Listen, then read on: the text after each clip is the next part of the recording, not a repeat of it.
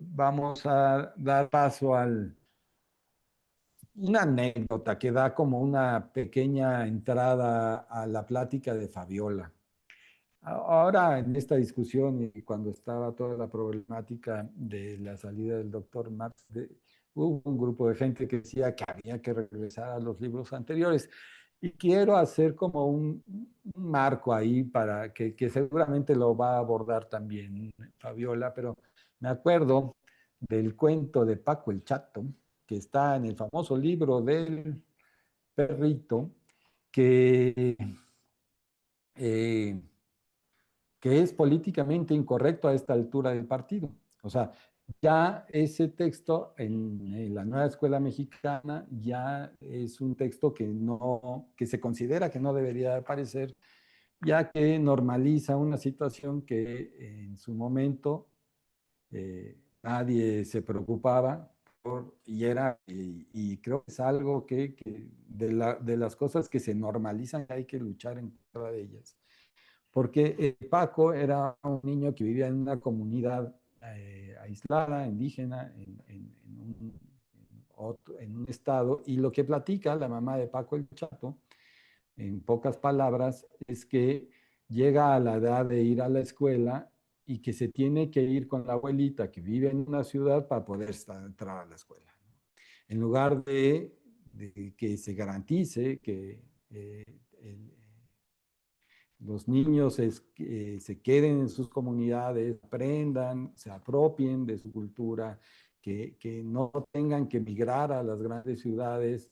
Aquí está normalizado, era como una cuestión tan normal que nadie lo discutía, ¿no? A los 6 años, pues había que ver cómo se pueden eh, se tenían que ir con la abuelita o con un familiar o con alguien para poder ir a la escuela si es que eso hacían, si no, no tenían el chance de entrar a la escuela, ¿no?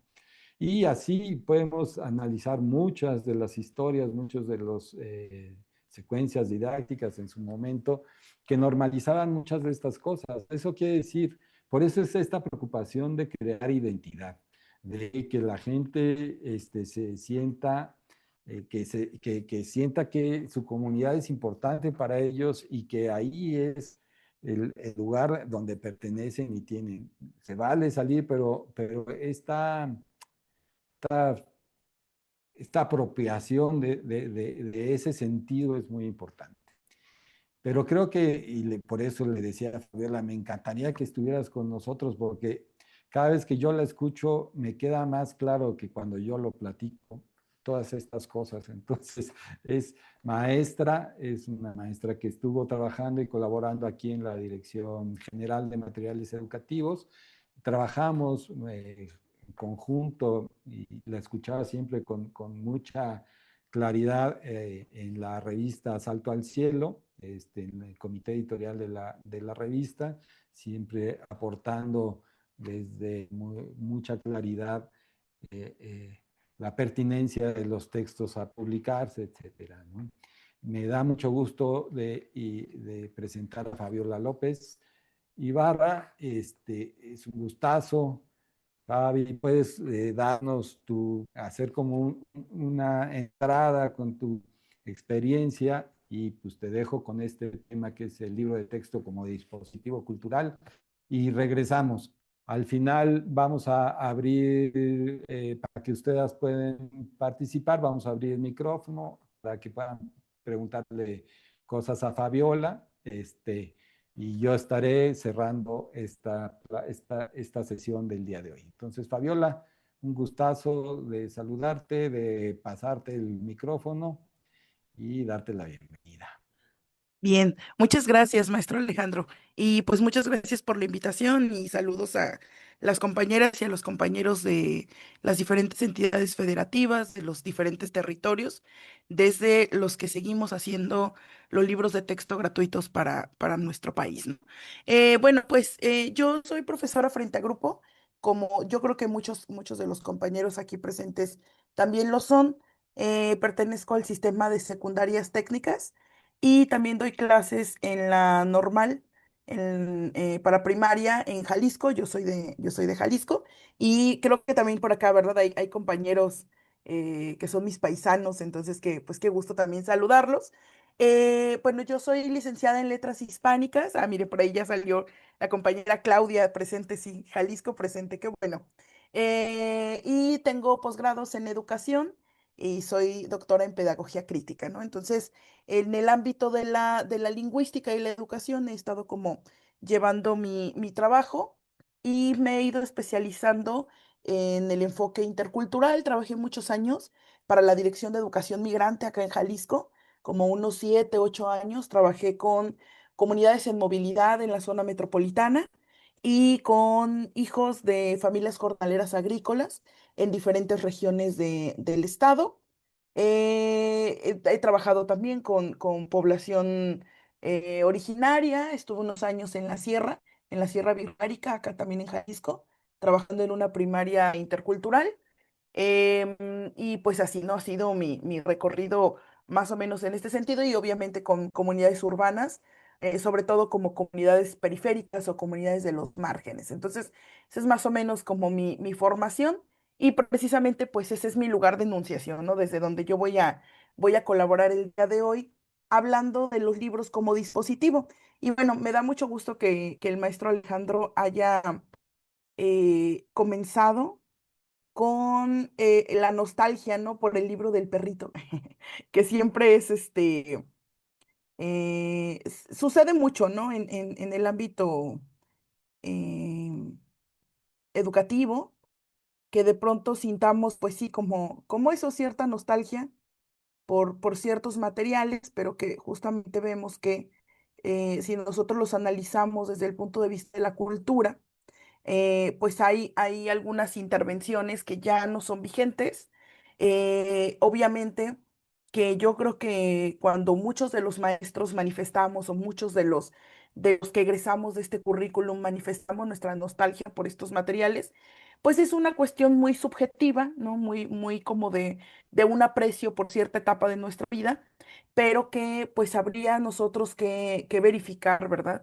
Sí, disciplinarmente, sí, desde la pedagogía, desde la educación, toda como teoría, pues estos materiales resisten al tiempo, resisten la representación del momento histórico que estamos viviendo, y si no, justamente reproducen estereotipos que en aquel momento, por el tiempo de enunciación, no se reconocían o todavía no se habían estudiado, todavía no se habían puesto sobre la mesa, ¿no?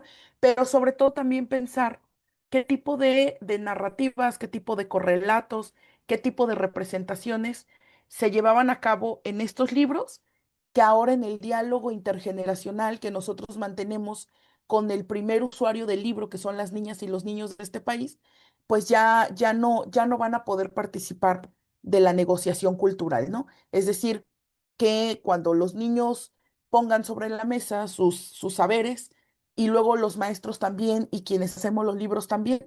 Allí habrá una negociación cultural que justamente no pase por el adultocentrismo, por ejemplo, o del otro lado, que construyamos generaciones de niñas y niños que no sepan negociar culturalmente y que no sepan llevar a cabo diálogo intergeneracional, ¿no? Entonces, mantener esos equilibrios es muy complejo y justamente por eso el libro de texto ya no puede ser el libro de texto que existía antes, ¿no? Porque ese libro de texto respondía a un momento histórico, político, social y económico, y ese momento ya no existe, entonces hay que pensarnos en el presente, ¿no? Bien, entonces nosotros justamente pensamos en abordar el tema del libro, el libro de texto específicamente, como dispositivo cultural de transformación. Bien. Ok, a mí me gustaría, así como súper brevemente, hacer un repaso sobre el libro, sobre cómo el libro de texto se fue construyendo, ¿no? Y nosotros tenemos, por ejemplo, así como antecedente muy antiguo, que en 1470 en Francia hay un libro del que se tiene documentación, del que se tiene memoria, que se llama Las palabras de Gasparín de Pérgamo. Y entonces ese libro era un libro que intentaba ser didáctico e intentaba enseñar como ciertas lecciones que eran para las niñas y los niños que en ese momento no era que existiera la escuela pública, sino que las niñas y los niños de las familias ricas, de las familias que podían tener una institutriz o que podían tener un enseñante, pues utilizaban para este caso, ¿no? Los niños que pertenecían a clases sociales vulneradas, pues obviamente ni accedían a la cultura escrita, ni accedían al libro, ni mucho menos, ¿no? Bueno, fue hasta que se inventa la imprenta, justamente, que existe como un avance en la democratización del libro. Y por ejemplo, nosotros tenemos a Comenio, que se considera así como el padre de la educación, el padre de la pedagogía, que tiene su libro de didáctica magna, en el que justamente él empieza como a pensar en cómo se puede organizar el tiempo, las materias, los contenidos y los métodos para que las escuelas funcionen. En este caso, las primeras escuelas que eran de índole religiosa, pues justamente empezaban a utilizar este tipo de materiales, ¿no? Y ya al final, por ejemplo, tenemos el caso, ay, permítanme un segundo porque ah, quiero mover la pantallita por acá. Muy bien. Que también Comenio en 1658 escribe un libro, Sensualium Pictus, que es un libro que está hecho en latín y que justamente lo que él intenta hacer es poner narraciones cortas que sean didácticas, ¿no? Hay muchos libros como de este tipo en donde las narraciones y las ilustraciones son relevantes. Por ejemplo, en español tenemos algunos de los textos de Cervantes que funcionaban como novelas didácticas, ¿no? Sobre todo algunos relatos cortos o incluso los entremeses, ¿no?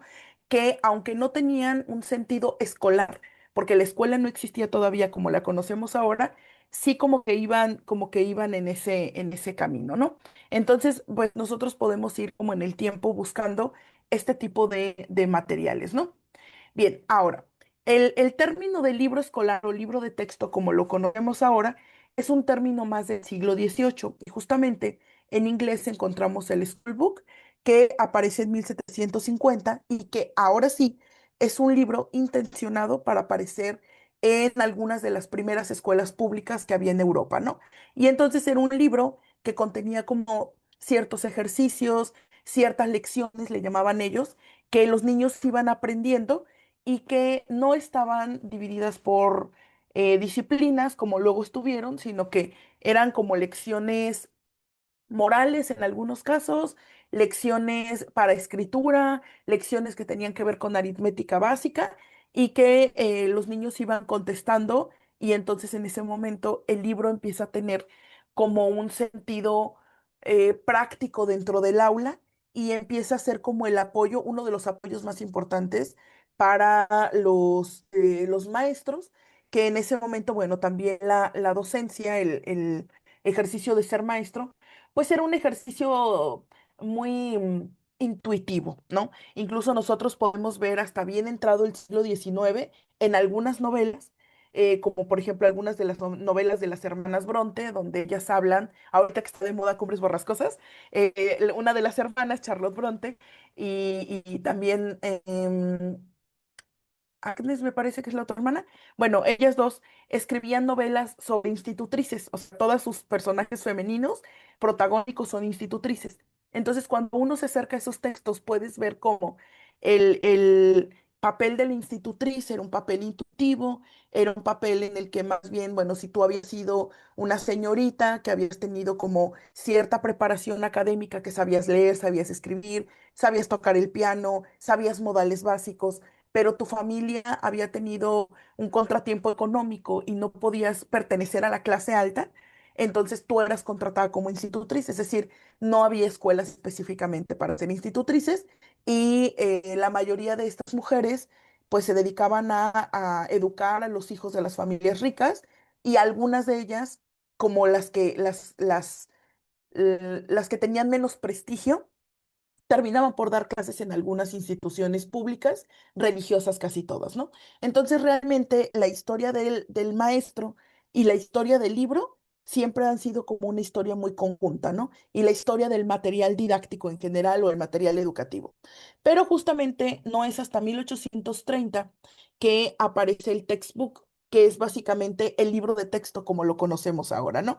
Y que justamente se refiere a este tipo de libros donde hay algunas lecciones, hay ejercicios para corroborar las lecciones y ya se va acompañando de algunos elementos didácticos como preguntas de reflexión o como algunos glosarios de términos, etcétera. Es decir, es un texto pensado para la escolarización directamente, ¿no? Bien. Y entonces, bueno, después de muchos años, nosotros llegamos al siglo XXI y coincidimos que en el argot cotidiano de las escuelas, pues el libro de texto se ha vuelto un elemento necesario junto con otros elementos, ¿no? Por ejemplo, nosotros no podemos pensar en los imaginarios en un maestro que no tenga pizarrón, que no tenga plumones, que no tenga gises, que no tenga carteles en su salón y que no tenga el libro de texto, ¿no? Entonces el libro de texto se vuelve un elemento súper importante en el imaginario, súper importante para la cultura escolar, que incluso actualmente, por ejemplo, las familias no conciben la escuela si no hay un libro de texto como intermediario, ¿no? Es decir, se volvió tan importante un soporte de conocimiento tan importante que las propias familias lo solicitan, ¿no? Por ejemplo, yo en mi paso por las diferentes escuelas donde he estado, em, luego, como que la cultura escolar es básicamente la misma, ¿no? Los hábitos disciplinantes, la cultura escolar.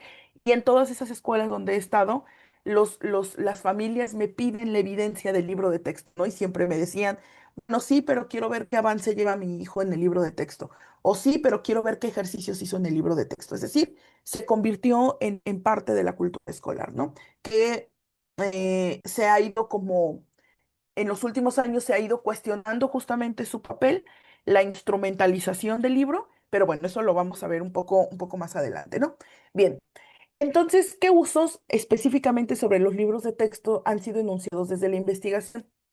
Bien, los libros se pensaron en términos de vehículos de aprendizaje, que es luego una frase que en educación usamos un montón, ¿no? Es decir, que pareciera que los libros son el factor de mayor impacto en esto que las competencias llamaron logro de aprendizajes prescritos. Es decir, el plan de estudios tiene un programa, viene acompañado de un programa. El programa tiene una serie de temas o contenidos y entonces para que el niño o la niña, los estudiantes puedan demostrar que han llegado al logro de los aprendizajes, está el libro. Y entonces el libro está construido estandarizado tanto en el diseño como en la metodología para que el alumno llegue a ese logro de los aprendizajes, ¿no? Es decir, en este caso, la importancia del libro tiene que ver con que a mayor cantidad de ejercicios corroborativos hay mayor aprendizaje, ¿no? Y entonces en esta lógica, estos libros como vehículo de aprendizaje son libros que tienen información, son libros que tienen ejercicios donde el estudiante corrobora lo que se dijo en la información y en el ámbito del diseño editorial, por ejemplo, todavía yo creo que en México, por lo menos hasta los noventas, el diseño editorial pasó así como por altibajos, ¿no? Es decir, que estaba relacionado íntimamente en algunos momentos con las propuestas artísticas de la época, pero en otros momentos ocurrió como si fuera una isla, ¿no? Una isla aislada justamente de todo lo que estaba pasando artísticamente, tanto en el momento como en el espacio histórico, ¿no? Bueno, y en este caso, por ejemplo, el libro como vehículo de aprendizaje, pues era muy relevante, ¿no? Y es en este momento justamente que muchas de las editoriales educativas empiezan a tener un mayor auge. ¿Por qué? Porque se vende la idea o se crea la idea, se va construyendo de que el libro es lo más importante en el aprendizaje. Entonces, si tu hijo tiene 6 libros que le otorga la federación, pero tú podrías agregarle otros 3 para que siga haciendo ejercicios, pues va a ser un niño más inteligente, ¿no? Esa es como la lógica. O sea, no tiene 6 libros, tiene 9.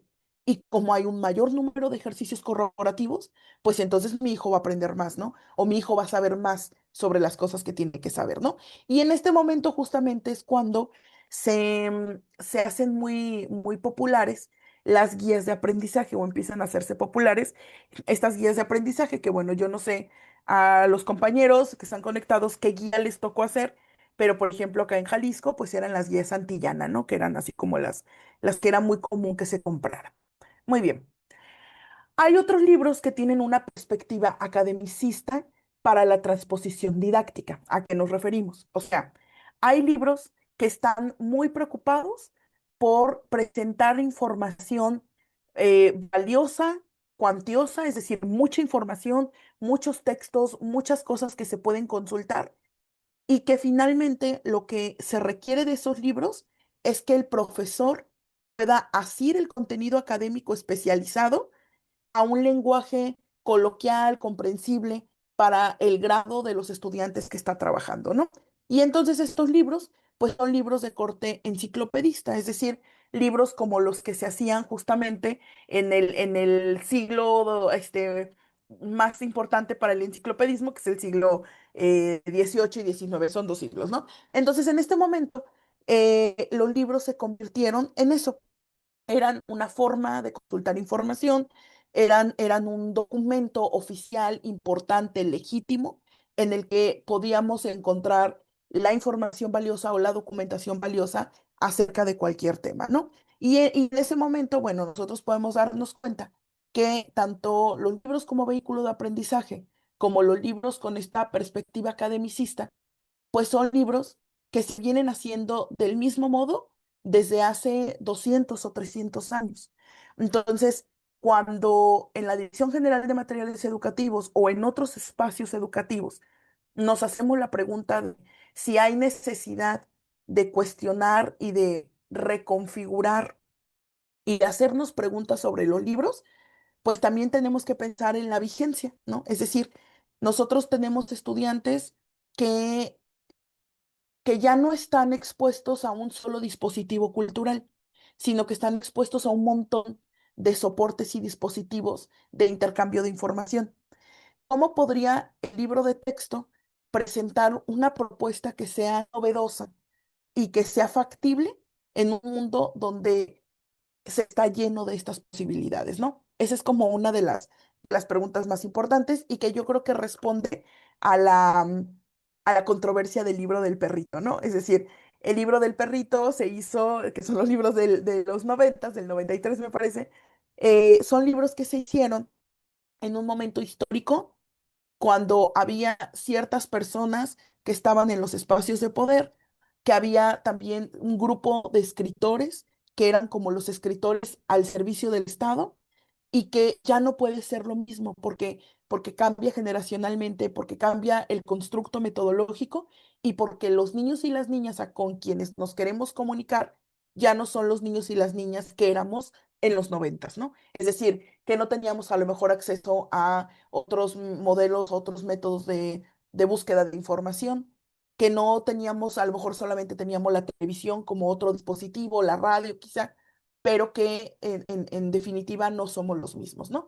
Y que, por ejemplo, este tipo de libros de corte enciclopedista, pues justamente buscaban que así tal cual como se había generado el conocimiento en las áreas disciplinares, en el mundo académico, fuera trasladado a el estudiante, que básicamente es lo que luego Freire llamará educación bancaria y denunciará como educación bancaria, ¿no? Es decir, una educación que no enseña a cuestionar y que no enseña a pensar ni enseña a construir, sino que enseña a memorizar, nada más, ¿no?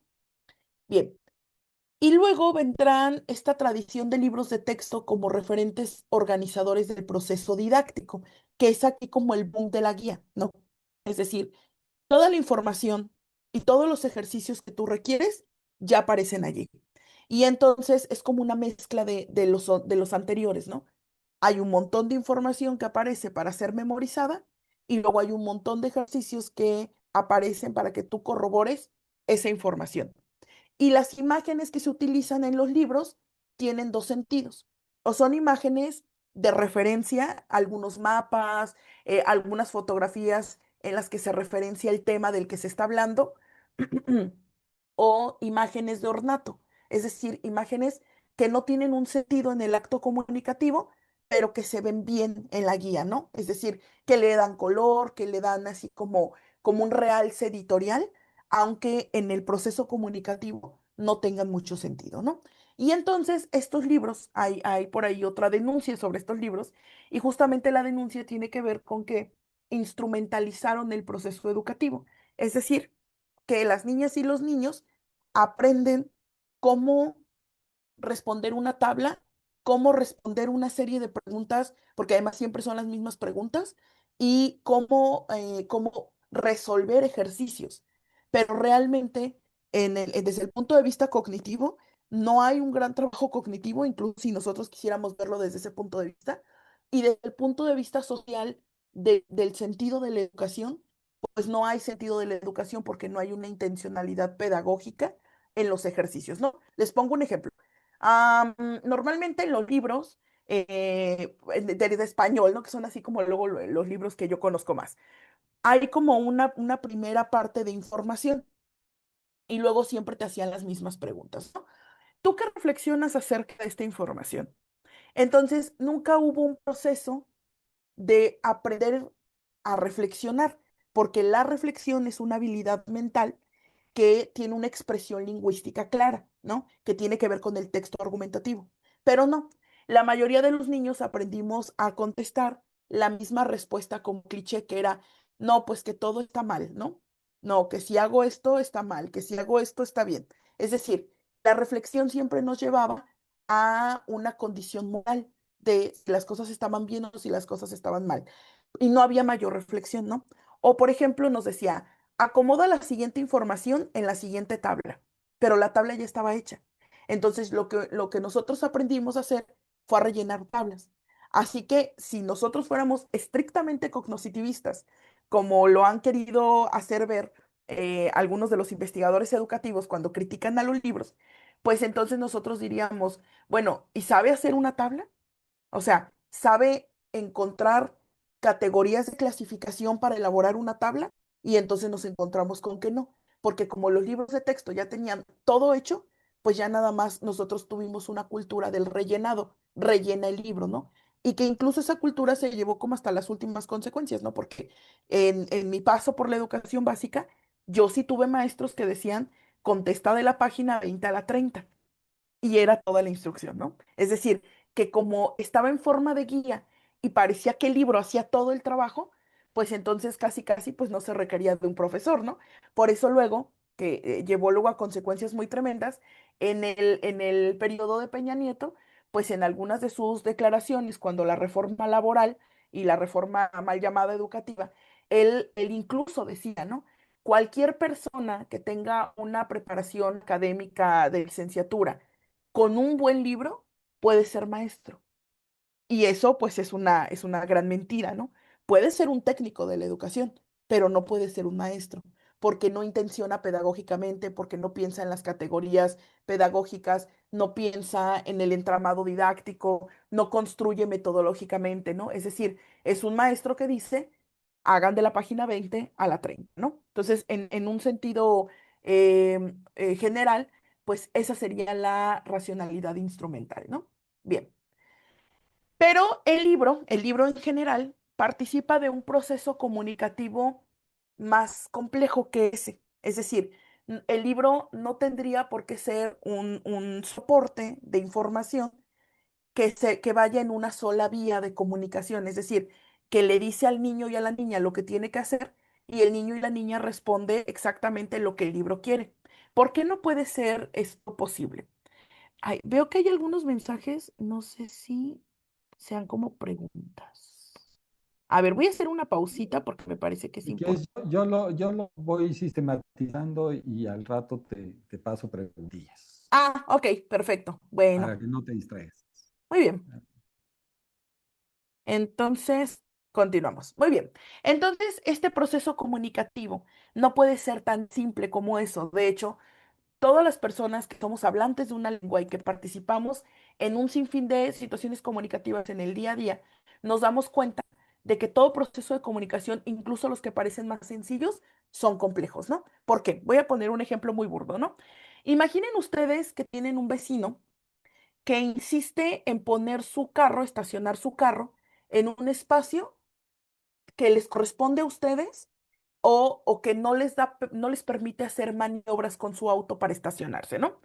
Y entonces uno diría, bueno, o sea, lo que se tiene que hacer, pues es ir a hablar con el vecino, ¿no? Y decirle que deje de poner su auto ahí. Y yo les pregunto así como en reflexión interna, ¿es tan sencillo como ir a decirle al vecino? Oiga, vecino, su carro me está estorbando. Y el vecino va a decir, oh, discúlpeme, no me había dado cuenta de que mi carro le estorbaba, ¿no? No lo voy a volver a hacer. Eso no sucede. ¿Por qué?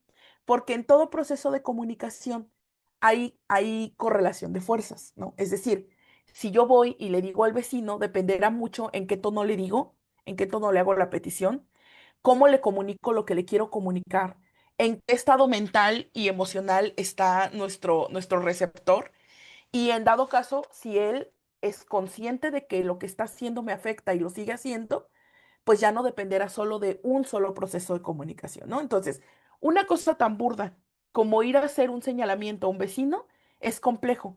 Ahora imagínense ustedes lo que pretenden los libros de transposición didáctica. Es decir, que justo como está en el libro, así igualito pase al cerebro del niño como en una cosa muy fantasiosa y entonces yo pueda corroborar que eso que pasó por ese canal sea exactamente lo que yo quería que pasara o lo que el libro quería que pasara, ¿no?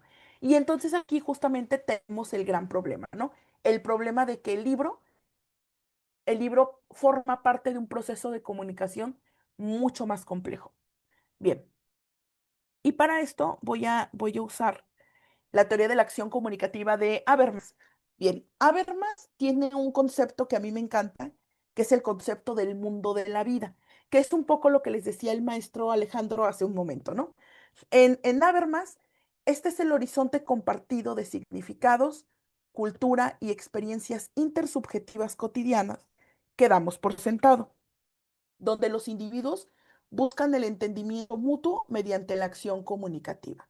Es decir, que si el libro se entendiera a sí mismo como una parte fundamental en el proceso de comunicación escolar, entendería que él tendría que participar de una negociación cultural. O sea, que no es tan fácil como poner el libro en un tipo de comunicación monolateral. Ah, el libro habló y el estudiante lo escuchó y el docente lo escuchó y se acabaron los problemas, ¿no? Todo libro de texto que quiera participar en un proceso educativo tiene que ser un libro que problematice la cultura. No puede ser un libro que dé discusiones terminadas. ¿Por qué? Porque si el libro presenta discusiones terminadas, referentes terminados, ilustraciones que no dan pie a la problematización, a la discusión, a las formas diversas de ver el mundo, es decir, es un objeto terminado, es un soporte que no admite el diálogo, pues entonces no tiene mucho caso utilizarlo más que para la memorización. Por eso justamente este tipo de libros no sirven para otros procesos ni cognitivos, ni culturales, ni dialógicos, ¿no? Porque ya están acabados, es decir, no hay nada más que discutir. Pero un libro que parte de que el mundo de la vida tiene que ser un horizonte compartido de significados, entonces es un libro que abre el debate, es un libro que propone, pero es un libro que está dispuesto a recibir lo que otros van a decir o lo que otras van a decir, lo que otros y otras van a interpretar, ¿no? En este caso, el libro de texto justo se encuentra en ese inter del acto de comunicación como un mediador entre el mundo de la vida de todos los participantes y un horizonte de expectativas frente a la crisis civilizatoria. Es decir, el libro que se presenta de esta manera es un dispositivo cultural de transformación. O sea, su intención no es la memorización, su intención no es la corroboración, sino que su intención es la negociación cultural entre los usuarios, entre las personas que construyen el libro para llegar a una mediación sobre la civilización, que finalmente esto es el acto educativo, ¿no? Es decir, al acto educativo lo despedagogizaron justamente para hacernos creer que no tiene que ver con lo humano, que tiene que ver solo con el conocimiento. Y de eso no va la nueva escuela mexicana. La nueva escuela mexicana propone un perfil de egreso, eso lo vamos a ver un poquito más adelante, pero que es importante decirlo. Si ustedes revisan el perfil de egreso de la NEM, no es un perfil de egreso basado en contenidos. O sea, no dice, El estudiante podrá realizar operaciones básicas, algoritmos básicos cuando termine la fase fulanita. No, el perfil de egreso de la NEP habla sobre horizontes civilizatorios, es decir, conductas, comportamientos, expresiones, formas de vida, formas de entender el mundo, propuestas cosmovisivas que hablan sobre lo humano, lo que no niega la relevancia de los contenidos, porque además eso jamás ha pasado, ¿no? Los contenidos están allí, pero los contenidos justamente sirven a ese horizonte compartido de significados, cultura y experiencias intersubjetivas. Es decir, el conocimiento per se, no, es el conocimiento en diálogo, ¿no? Entonces, esa es como la gran diferencia entre un libro que pretende ser una guía acabada, terminada, a priorizada, sin mayor intento de diálogo y un dispositivo cultural de transformación, ¿no? En ese sentido, por ejemplo, el libro de texto como soporte cultural ya se había tardado, ¿no? Porque la televisión, porque los medios de comunicación, porque las redes sociales, porque los videojuegos, hace tiempo que ya saben que son dispositivos culturales de transformación, ¿no? Y actúan en consecuencia, para bien o para mal, ¿no?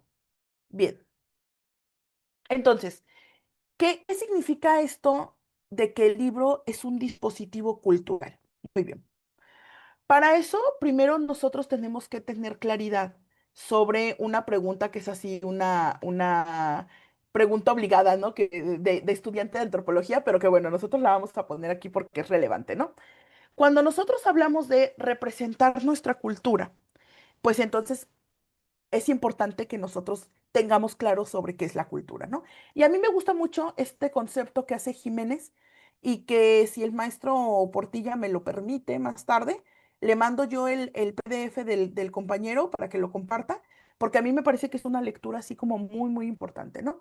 Dice, la cultura es la organización social del sentido interiorizado de forma relativamente estable por los sujetos en forma de esquemas o de representaciones compartidas y objetivado en formas simbólicas.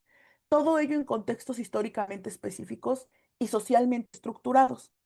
Porque, y ya bueno, hace su spot, ¿no? Porque para nosotros, sociólogos y antropólogos, todos los hechos sociales se hallan inscritos en un determinado contexto espacio-temporal.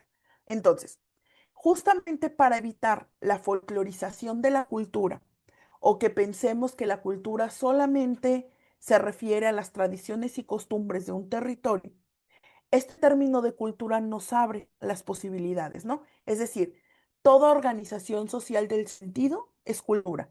Incluso las expresiones de violencia son cultura, porque hay un grupo determinado de personas que llegan a la conclusión implícita o explícita de que eso que están haciendo es violento, ¿no? Y que justamente aparece interiorizado en los sujetos en forma de esquemas o representaciones.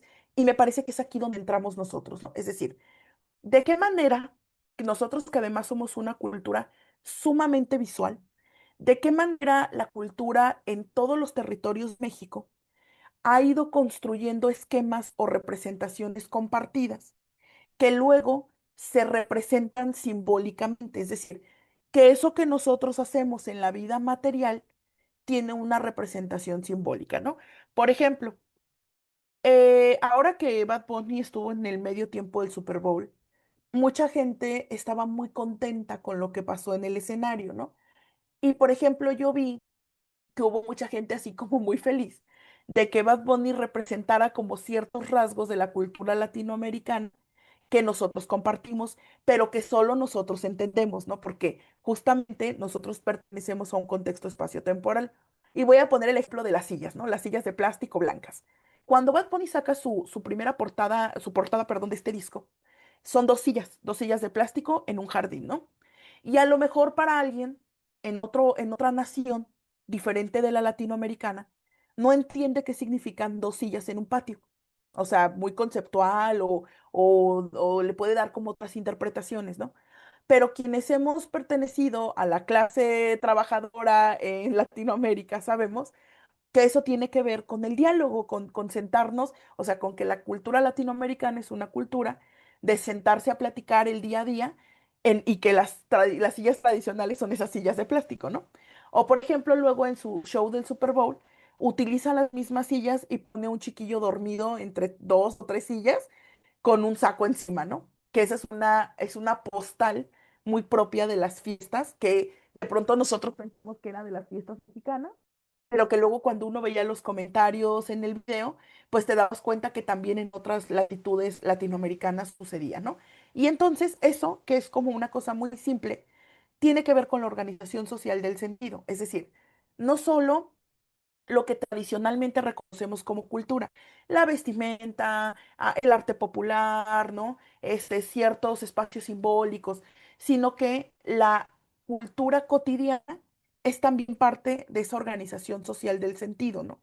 Y que finalmente tiene que ver con nuestros modos de representación.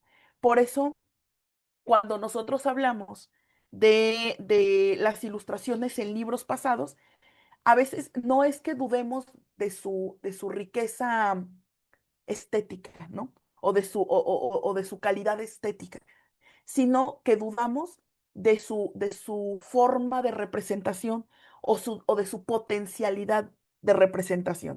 Es decir, si nosotros en la mayoría de los cuentos ilustrados de los libros de los noventas veíamos algunas así como guiños de la cotidianidad mexicana, pero todo lo demás tenía que ver con textos europeos, con referentes europeos, pues al final de cuentas las niñas y los niños no se ven representados allí. Es decir, no encuentran sus representaciones compartidas en ese tipo de ilustraciones, ¿no? ¿Les gustan? Sí, sí les gustan. A los niños les gusta mucho la ilustración. Es una cosa así como muy, muy humana, ¿no? A las niñas y a los niños les fascina la ilustración.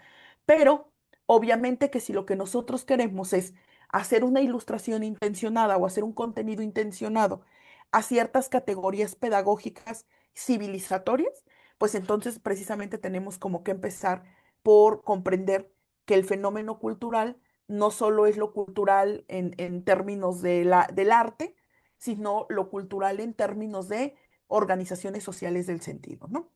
Bien, ahora, cuando ya nosotros comprendemos que la cultura tiene que ver con todas estas expresiones lingüísticas, visuales, simbólicas, materiales, de lo que le da sentido a nuestra vida, entonces vamos hacia el dispositivo, ¿no?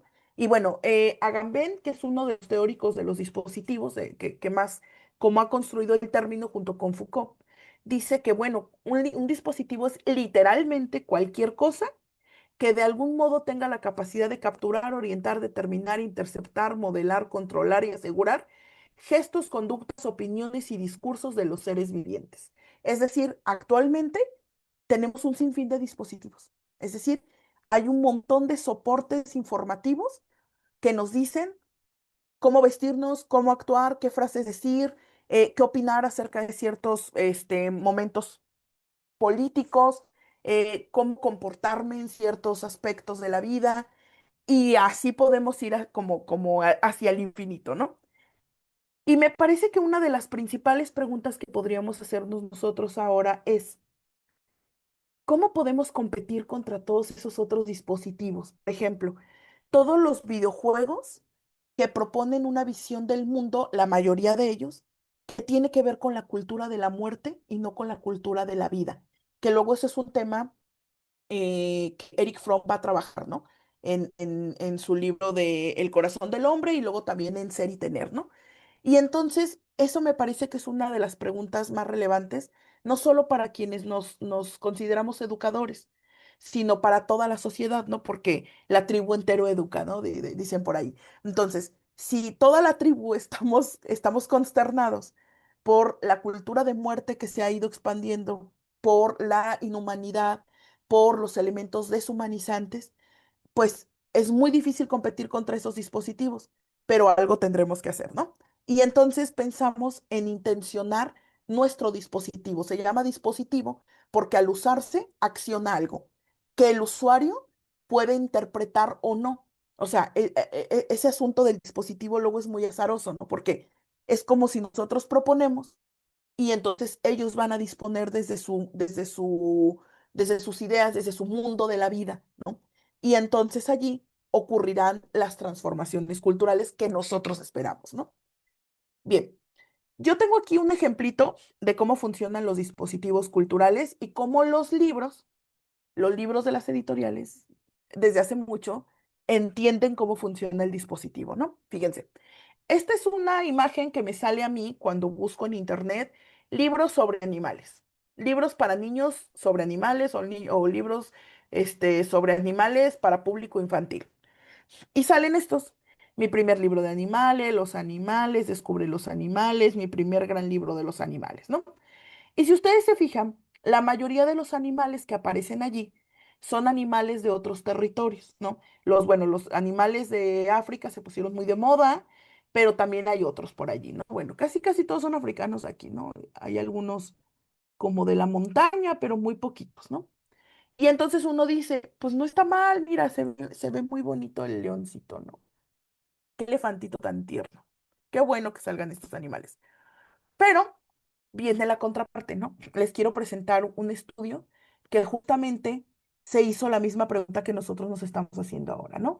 Dice, hace un par de años se publicó un estudio en la revista Biological Conservation que tenía como objetivo evaluar el conocimiento que tenían los niños sobre la fauna local y la fauna exótica. Es un estudio del 2013 y en la presentación viene el enlace, ¿no?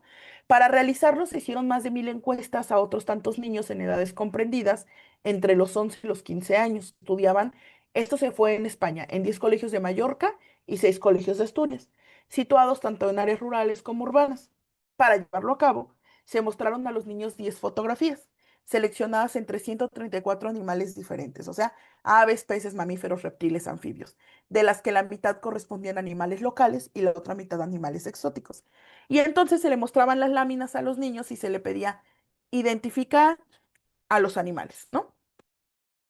Y pues sí, justamente pasó lo que todos pensábamos que iba a pasar, ¿no? Es decir, que los niños reconocían mejor a las especies exóticas que aquellas especies que pertenecían a su territorio. Entonces decía el estudio, los niños ubican más a un tigre de Bengala o a una jirafa que a un gato montés o a un corzo, que son parte de su ecosistema. Y seguramente reconocerían a un cocodrilo del Nilo antes que a un lagarto verde y negro, ¿no? Se replicó el estudio en Argentina y arrojó el mismo resultado, ¿no? Es decir, un niño que va a una escuela o un instituto es capaz de recitar de memoria el nombre científico de 5 especies de dinosaurios, pero no sabe el nombre común de 5 aves de su territorio. O sea, para él todas son pájaro, ave o como se le diga en la variante lingüística del español que hable, ¿no? Y esto sí es preocupante, precisamente porque uno de los principios de la NEM es la territorialización. Pero luego los niños no tienen representaciones de su territorio. O sea, por ejemplo, acá en Jalisco se da mucho el huizache. Es una planta muy común, no sé si endémica, pero sí muy común, ¿no? Y yo nunca he visto un huizache, o sea, nunca he visto el dibujo de un huizache representado, ¿no? Que además de unas flores preciosas. Pero sí he visto un montón de dibujos de rosas, ahora de tulipanes, ¿no? Que se pusieron de moda y así podríamos ir como en un largo etcétera, ¿no? Es decir, todo lo que pertenece a mi territorio no se representa. Los oficios de mi territorio, la gente que vive en mi territorio, la manera en la que los utensilios de cocina que usamos en mi territorio, es decir, cosas así de sencillas, ¿no? El tipo de calles que hay en mi territorio, cómo son las casas que hay por mi casa, ¿no? Pero sí vemos representaciones de otros lugares, de otras latitudes. Y de pronto eso nos puede causar justamente como un problema de identidad, ¿no? Es decir, yo reconozco todo lo que se representa de otros mundos, pero no hay representaciones del mío, ¿no? Y justamente, por ejemplo, en una lucha por los territorios, imagínense que quieren poner una minera canadiense en estos espacios, pues la gente no va a salir a defender el territorio, porque la gente no conoce su territorio, ¿no? No ha habido representaciones de su territorio. Y me parece que quienes estamos aquí, bueno, ustedes que se dedican a las artes visuales, pues nos damos cuenta de lo relevante que es tener un medio de representación, ¿no? Bien, entonces, ¿el libro es dispositivo cultural? Por supuesto. O sea, el libro nos puede ayudar a construir modos de ver el mundo, a construir imaginarios completos, a construir correlatos, narrativas, que de otro modo, si no lo hace el libro, lo va a hacer las redes sociales, la televisión, y el TikTok, lo que sea, ¿no? Entonces, si consideramos al libro como un asentamiento de ideas de la humanidad, podemos pensar en la flexibilidad de sus usos para vaciar y mirar el contenido de nuestros pensamientos y preguntas, desde las formas tradicionales, con la escritura y el lenguaje, que era como se hacían los libros antes, hasta maneras disruptivas enmarcadas en el diseño, el arte y la poesía. Por tanto, este es un objeto de interés en varios aspectos. Su uso como dispositivo, su función como artefacto cultural, sus características metafóricas y sus cualidades de representación. Es decir, ya no es una guía, ya no puede ser un elemento de transposición didáctica, porque frente a la crisis civilizatoria, frente a los otros dispositivos culturales, pues tendríamos nosotros que pensar en otro dispositivo cultural, ¿no? Y finalmente, los libros de texto gratuitos para las niñas y los niños llegan a todas las latitudes del país y serán muy seguramente el único libro o el único artefacto de ese tipo que haya en las casas. O sea, hay casas en México y nosotros lo podemos ver a través, por ejemplo, de la encuesta sobre lectura que hace el INEGI, que hay espacios donde los únicos libros son los libros que les dan a los niños en las escuelas. O sea, no hay compra de libros, no se tiene una biblioteca, no existe como este tipo de cosas, ¿no? Bien. Entonces, si el libro de texto es un dispositivo, ¿qué acciona nuestro dispositivo, no? Es decir, cuando se abre el libro, cuando se trabaja con él, ¿qué se acciona? Bien, aquí yo puse algunas reflexiones en torno a la cultura escrita, porque la mayoría de los libros que tienen ilustraciones, pues entran dentro del marco de la cultura escrita, ¿no? O sea, hablando del discurso como en general. Y entonces podemos pensar, bueno, la cultura escrita es un derecho en México, ¿no?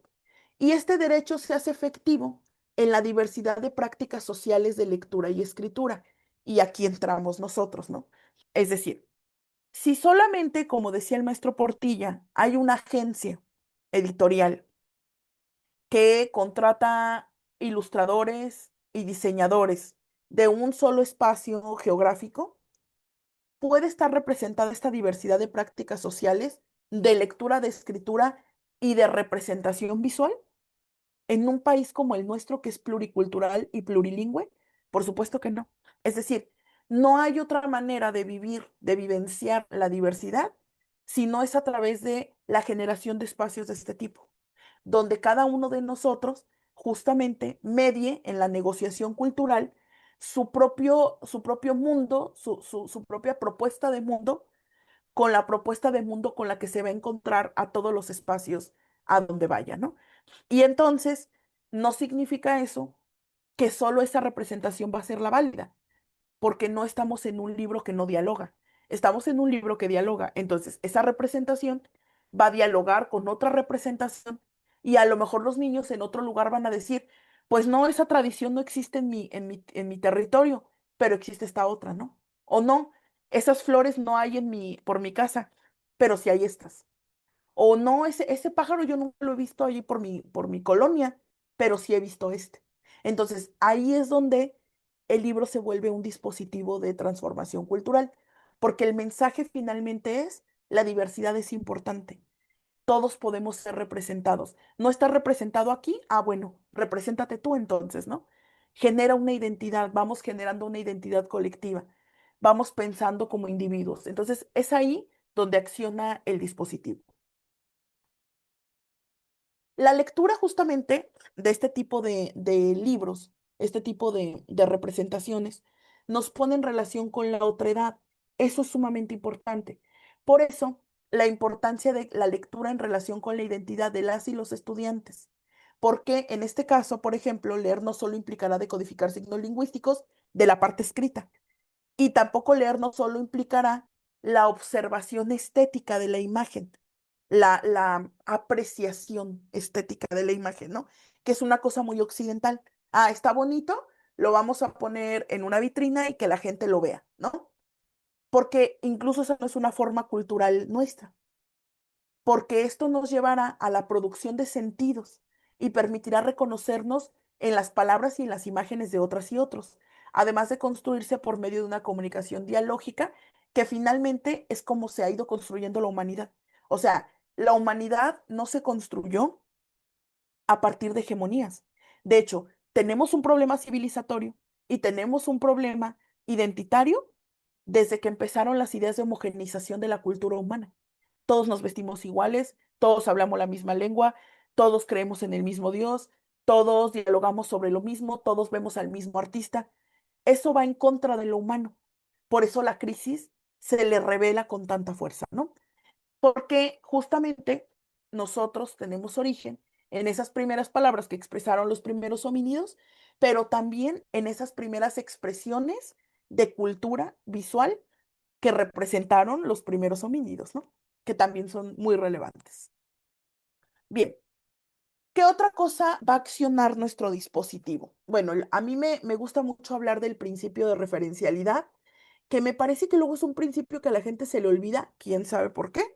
No sé, en algunos casos tiene que ver con la ignorancia y en otros casos tiene que ver con la intencionalidad, ¿no? ¿Qué es esto de la referencialidad? Bueno, la referencialidad es el vínculo que existe entre el lenguaje y la representación del lenguaje. Es decir, cuando nosotros pensamos en una palabra, nosotros tenemos en el imaginario una representación sobre esa palabra, que puede ser muy concreta o puede ser muy abstracta, ¿no? Entonces, este es como un nexo que conecta la información con el referente externo. Nosotros, los homínidos, creamos un tipo de comunicación a través del lenguaje y la lengua que es sumamente complejo, porque nosotros construimos palabras basadas en fonemas, en sonidos, pero realmente dentro de la palabra no hay ninguna representación que tenga que ver con lo visual. Esa representación la hacemos como una representación externa. Por eso es tan complejo el sistema del lenguaje, ¿no? Pero bueno, y entonces eso nos permite a nosotros hablar de cosas que no tenemos en ese momento y que no podemos señalar. De manera que yo ahora mismo les puedo hablar de mi último viaje a Michoacán y decirles de todo lo que vi en Michoacán sin necesidad de estar en el lugar para señalarles. Ah, mira, así era la calle, ah, mira, así era la iglesia, ah, mira, así eran las corundas que vendían allá, ¿no? Y puse esta casita, es un ejercicio que a mí me gusta mucho hacer, porque es como una cosa muy clara del principio de referencialidad, ¿no?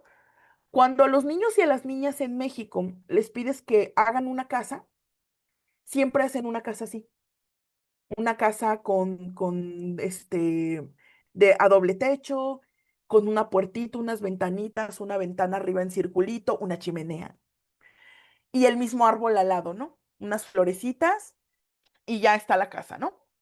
Y yo siempre les pregunto a los niños, ¿dónde vieron esa casa? No, no, pues es una casa, es una representación de la casa, ¿no? Y cuando intentamos hacer el dibujo de nuestra casa como de verdad es, nos damos cuenta de que esta representación, pues es una representación de casas en otro lugar, en otra nación, en otro territorio, pero no es nuestra casa. Incluso en México, salvo en algunos lugares del norte, pues no hay chimeneas, ¿no? O sea, eso es muy europeo o muy norteamericano, ¿no?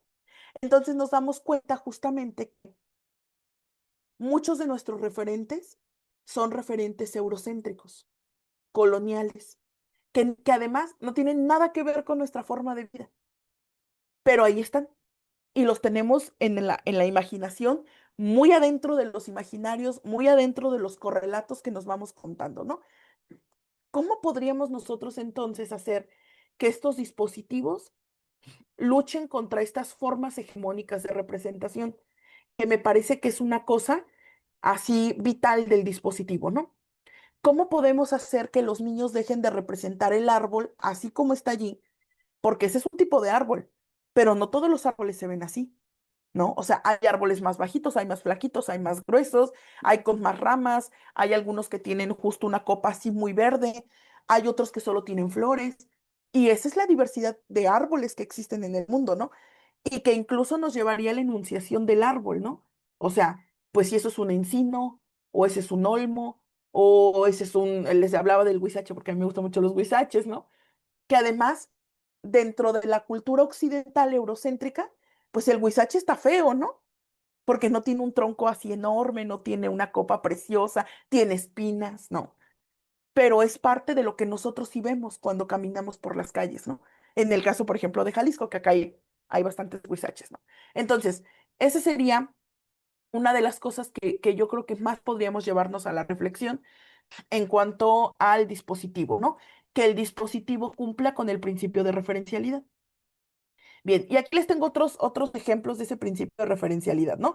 Miren, este, por ejemplo, es un cuento, el cuento de Kurdoroy, que es un cuento norteamericano así famosísimo, ¿no? Que todos los niños en la primaria lo leen en algún momento, ¿no? Y ahí se supone que justamente esta es una tienda de juguetes, ¿no? Y ahí está la mamá, la niña, todos con sus abrigos porque hace un montón de frío, ¿no? Las tiendas de juguetes que son así como vienen allí, ¿no? Que el caballito, que la muñeca, que el peluche de leoncito. Y todo eso responde a una cultura hegemónica, ¿no? Esas son ilustraciones que aparecerían en un libro norteamericano. ¿Por qué sí? Porque los niños van a un súper en Norteamérica y eso es exactamente lo que ven, ¿no?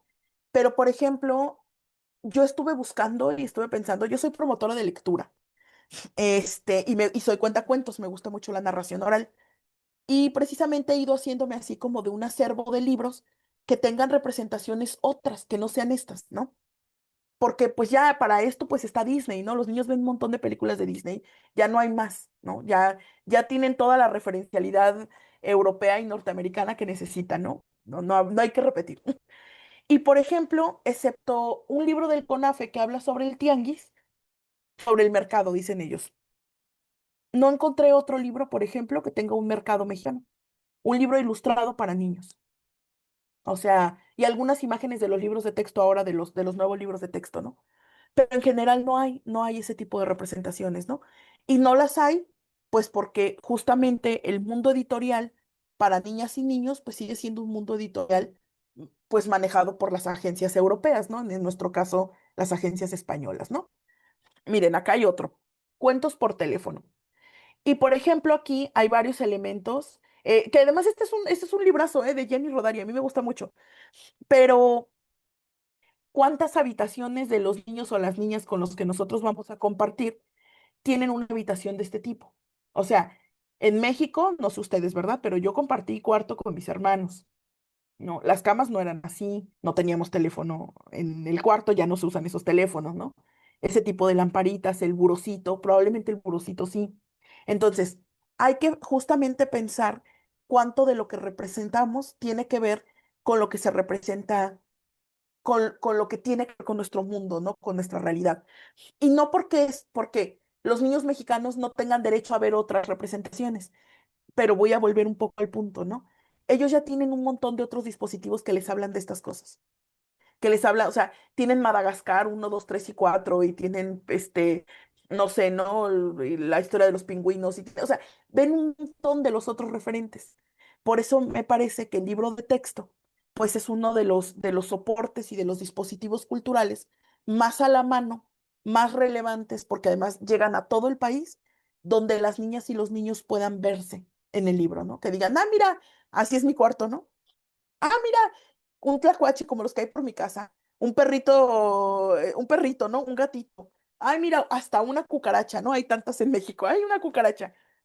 ¿Por qué? Pues porque nosotros vivimos en otra realidad, ¿no? Bien, y justamente esto nos lleva a la propuesta ético-cultural del libro como dispositivo, ¿no? Por ejemplo, les decía yo que justo el perfil de egreso podemos nosotros colegir que el horizonte del anime es civilizatorio, o sea, no solo hay una conformación de identidades, imaginarios e ideologías de nuevas ciudadanías, sino un cuestionamiento del statu quo civilizatorio. Por ejemplo, voy a volver a la primera imagen, ¿no? Esta imagen, que es una imagen de consumo, parece inocente.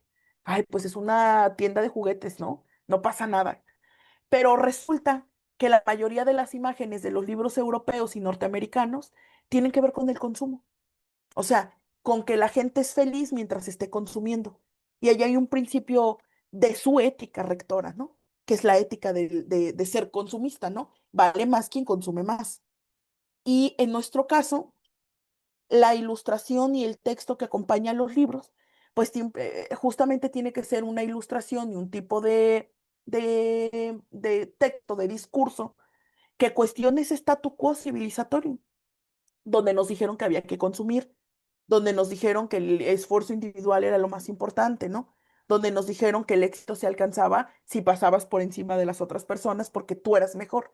Entonces, justamente hay sí una cuestión identitaria de imaginarios, pero también hay un cuestionamiento de este statu quo, ¿no? Bien, ya para ir cerrando, compañeros, les quiero compartir que justamente desde el plan de estudios, ya no hablamos de competencias, ya no hablamos de habilidades, ya no hablamos de medición, sino de la potencialidad de las capacidades humanas. En el plan de estudios no dice directamente de qué autor se está hablando en las capacidades humanas.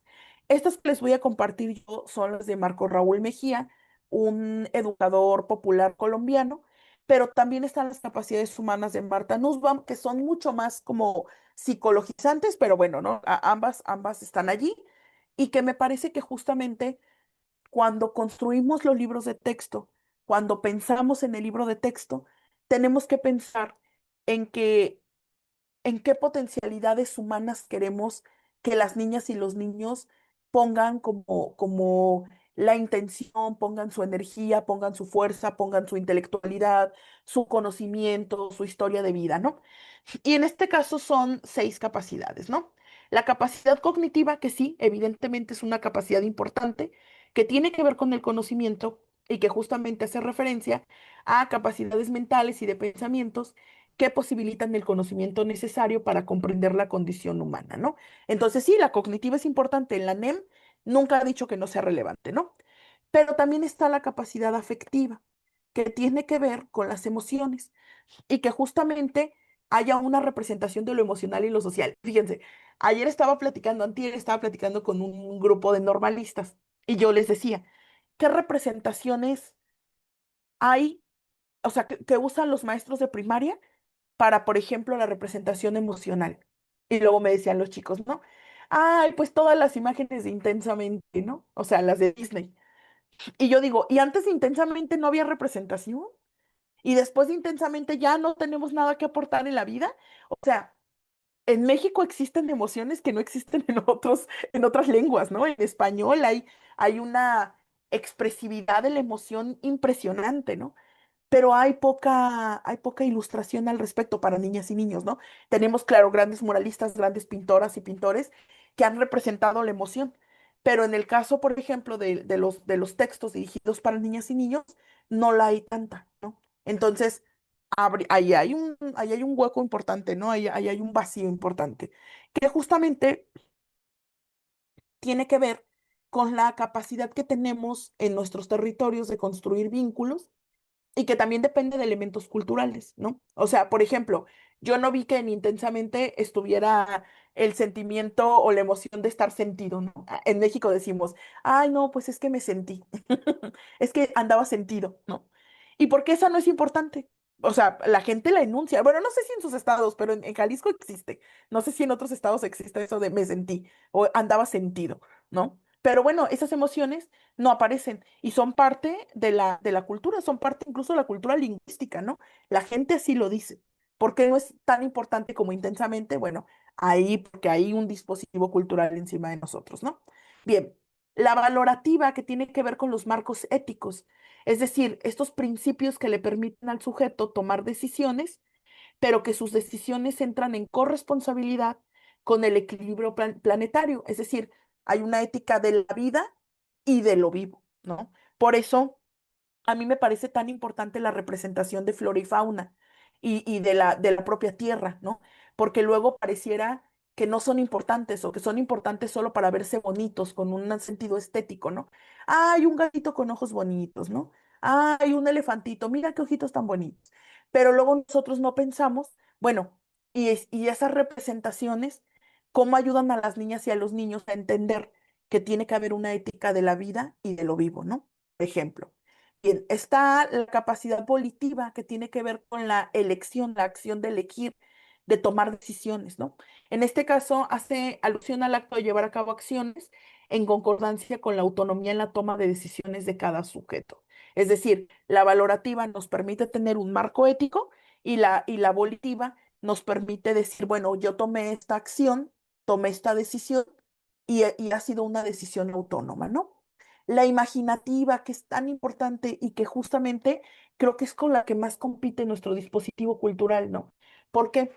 Porque justamente como las grandes agencias visuales, ¿no? Del mundo, como Hollywood o como Disney o como otras tantas, ya tienen como todo un marco de imágenes, todo un banco, ¿no? Además de imágenes, de representaciones del mundo, de lo que ellos quieren representar. Entonces luego parece que ya no hay, o sea, que a los niños y a las niñas ya no les quedó agencia creativa.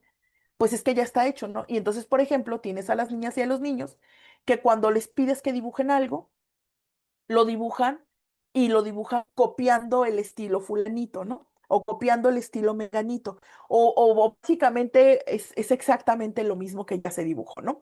Y bueno, justamente la capacidad imaginativa se explica como esta capacidad humana para proponer o proyectar realidades distintas o alternas a las que se enuncian o se ponen en el momento y espacio histórico al que pertenece el sujeto, ¿no? Es decir, que haya alternativas imaginativas, no solo lo mismo que ya se hizo, lo mismo que ya se construyó, ¿no? Bien, y ya para terminar, la función, la capacidad desiderativa que tiene, que es una capacidad como muy lúdica, ¿no? Es decir, apunta hacia el reconocimiento o identificación de lo que nos gusta o de las sensaciones de agrado, ¿no? Por ejemplo, cuando uno le pregunta a los niños y a las niñas, ¿cuál es tu animal favorito? Que es una pregunta así bien cliché, ¿no? Pero bueno, se las preguntamos a veces. Y los niños siempre dicen animales africanos, ¿no? Porque hay un montón de películas sobre eso. Entonces dicen el león, ¿no? La jirafa y algunos así como animales exóticos, el tigre, ¿no? Pero, por ejemplo, ahora que se pusieron de moda los capibaras, ¿no? O sea, ahí nosotros pudimos ver claramente cómo el dispositivo cultural modificó a toda una generación para que les gustara algo, el capibara. Es decir, había memes, stickers, videos, o sea, había todo de los capibaras, ¿no? Entonces yo tengo una anécdota, ¿no? Hace unas semanas llevé a mi sobrina porque quería conocer los capibaras, la llevé al zoológico, ¿no? Y los capibaras están bonitos, pero estéticamente desde lo occidental, no tanto. Entonces mi sobrina llegó, los vio y no le gustaron. O sea, dijo, pues no están suavecitos, ¿no? Dijo, no, o sea, están gordos, no están suavecitos.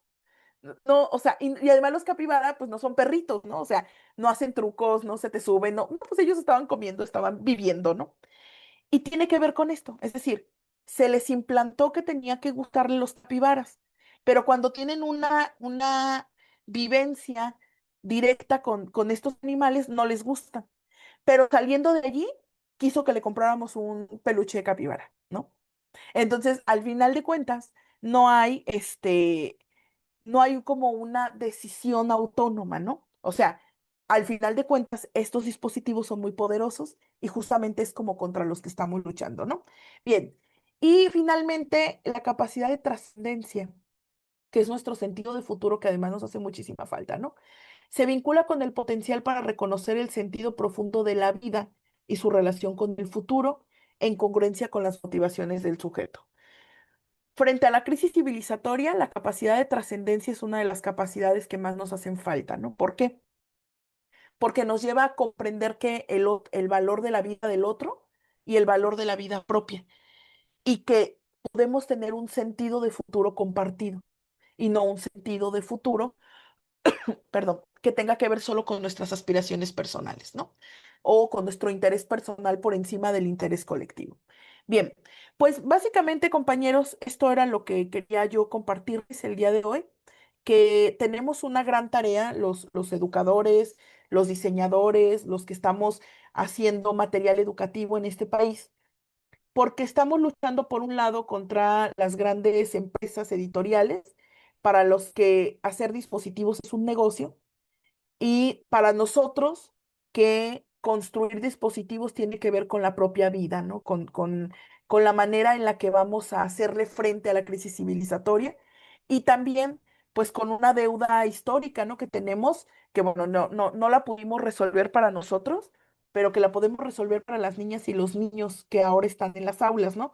Que es su derecho cultural a ser representados, su derecho cultural a verse en los libros, ¿no? Y no solamente el estar como reproduciendo estereotipos o estar reproduciendo imágenes que ellos de todas maneras van a ver porque pues hay un montón de dispositivos para eso, ¿no? Bueno, pues hasta aquí sería mi aportación, maestro Alejandro. Muchas gracias.